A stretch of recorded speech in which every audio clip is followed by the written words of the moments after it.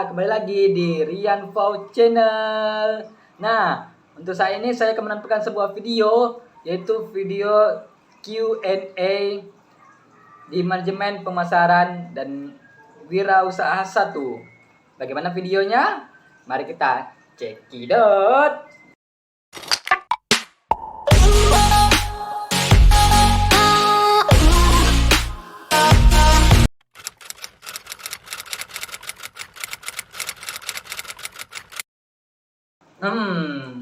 Kalau untuk yang saya ceritakan ya, di selama saya 15 pertemuan di mata kuliah manajemen pemasaran dan wirausaha 1, saya sangat mendapat banyak ilmu tentang bagaimana kita cara memasarkan produk, cara membuat konsep dari sebuah usaha yang kita buat. Dari yang pertama yaitu adalah tentang STP, yaitu segmentasi, targeting, dan positioning. Itu adalah konsep-konsep untuk sebelum kita terjun ke sebuah usaha, kita harus buat dulu konsepnya nih. Kita mau buat usaha untuk kelompok mana, itu segmentasi ya.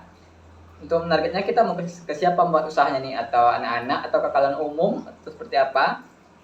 Untuk positioning itu kita biasanya menjualnya di mana nih. Kita harus cari tempat dulu, tempat strategisnya. Nah, yang selanjutnya itu adalah proposal bisnis. Proposal bisnisnya adalah kita ingin atau sebelum kita ingin membuat usaha, kita harus buat dulu konsepnya. Bagaimana profil usahanya, kita bergerak di bidang apa usahanya, lalu bagaimana anggaran-anggaran yang kita buat. Seperti apa, itu bakal dikonsepkan di sebuah proposal bisnis. Lalu yang berikutnya adalah digital marketing.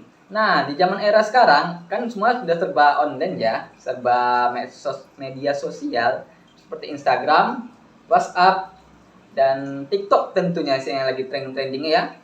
Nah, dari sebuah peluang dari situ, kita bisa memanfaatkan yang namanya digital marketing. Seperti kita membuat desain grafis tentang produk kita sendiri, mungkin bisa menambahkan diskon atau apa yang lebih menarik sebuah pelanggan untuk membeli produk kita. Nah, yang selanjutnya itu adalah strategi pemasaran atau strategi promosi. Nah, ini sebuah hal penting ya. Tanpa ada ini kita nggak bakal bisa maju di sebuah usaha. Karena apa? Kita sebelum kita melakukan pemasaran, kita harus tentukan dulu kita strategi seperti apa nih di pemasaran produk kita. Kita menyebarkan brosur, ada juga menyebarkan iklan di TV, kan tahu kan semuanya, ikan sampo ya kan. Nah, untuk yang berikutnya itu adalah nilai kepuasan dan loyalitas. Nah, dua ini termasuk juga penting ya. Kenapa?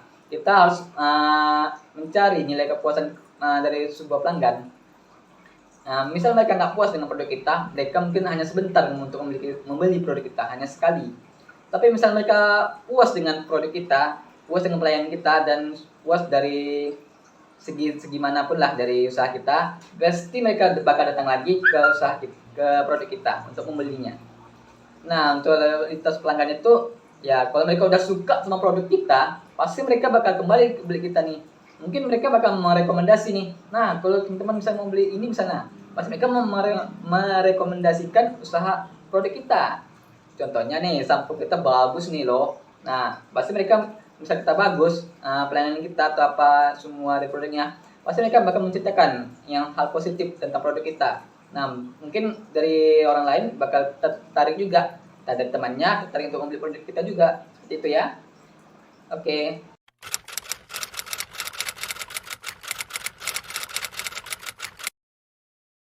Untuk target perkuliahan saya, yaitu saya ingin cerita ya. Saya pernah mengikuti organisasi himpunan mahasiswa manajemen tahun 2020 ya, 2020 sampai 2021.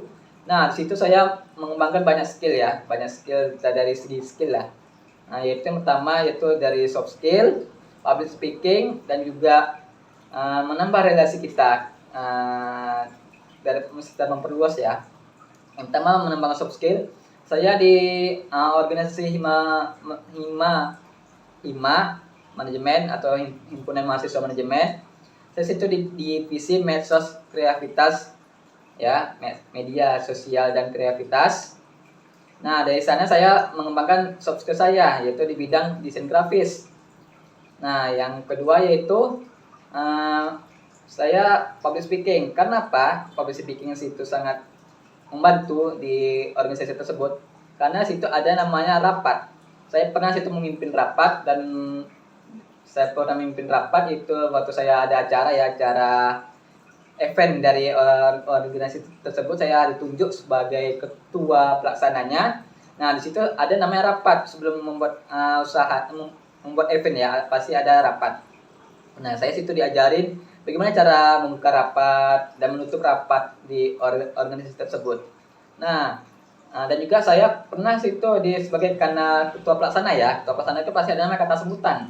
Nah, kata sambutan itu juga menantang bagi diri saya. Kenapa? Saya orangnya masih masih belum belum bisa public speaking dengan lancar ya.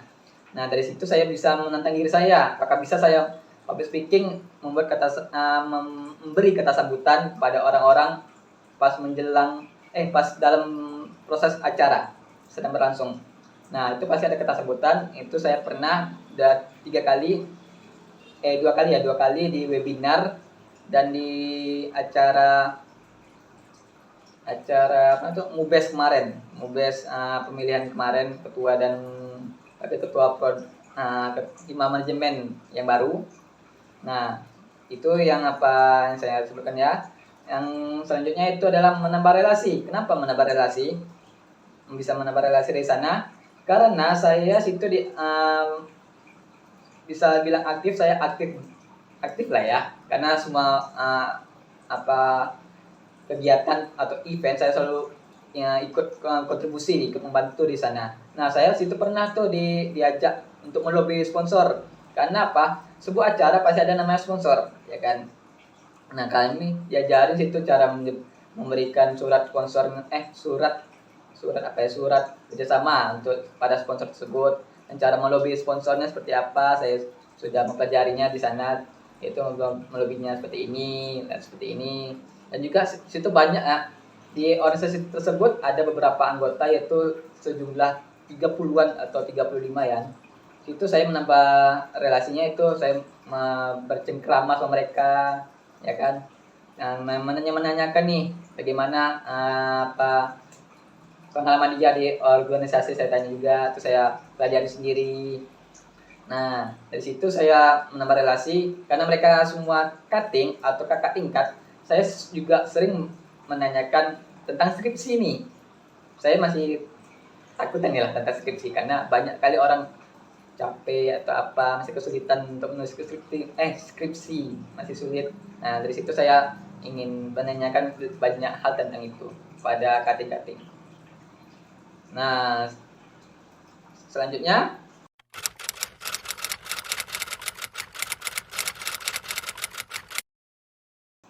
untuk rancangan saya ke depannya yaitu saya tidak ingin lagi membuang-buang waktu seperti menjalankan tugas dari yang diberikan dosen.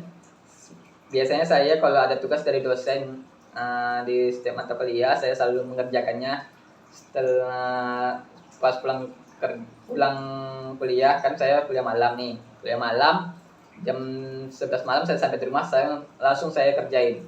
Tapi misalnya tugas yang kesulitan, saya mungkin mengerjakannya waktu 2 hari udah selesai.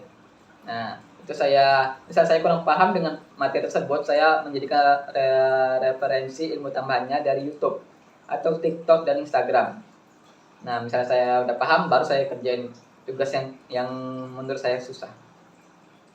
Nah, untuk yang selanjutnya itu adalah saya ingin, ya tadi saya sudah menjelaskan ya, yaitu memperluas relasi. Saya lebih banyak menanyakan bagaimana skripsi tersebut. Kenapa? Di sebuah kuliah pasti ada nama skripsi kan. Nah, saya itu masih belum paham tentang skripsi tersebut. Saya masih pengen tahu lebih banyak nih tentang skripsi yang yang sedang dijalani oleh kakak-kakak tingkat kita yang di semester 7. Nah, saya sering bertanya tuh tentang skripsi karena saya masih belum paham tentang tersebut. Nah, karena saya menanyakan, nah udah ada gambarannya nih yang saya buat nanti di skripsi tersebut. Nanti pas udah di semester 7. Nah, seperti itu. yang itu nanti ke depannya, yaitu saya mungkin lebih mengembangkan soft skill saya lah, dan di public speaking saya dan di soft skill saya tingkatkan lagi, mungkin karena saya sudah tidak lanjut lagi di himpunan mahasiswa manajemen,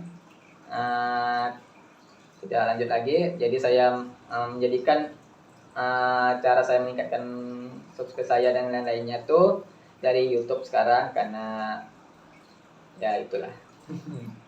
Nah, itu saja ya.